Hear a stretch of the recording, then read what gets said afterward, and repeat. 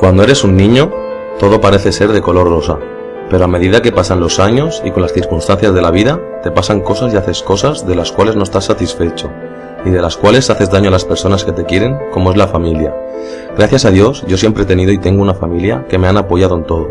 y me han ayudado en todo lo que han podido y más. Por circunstancias de la vida, con 16 años, después de dejar el colegio empecé a juntarme con gente que a día de hoy no se merece mi respeto, ya que todo lo que hemos hecho y vivido y en la situación que me encuentro ahora mismo,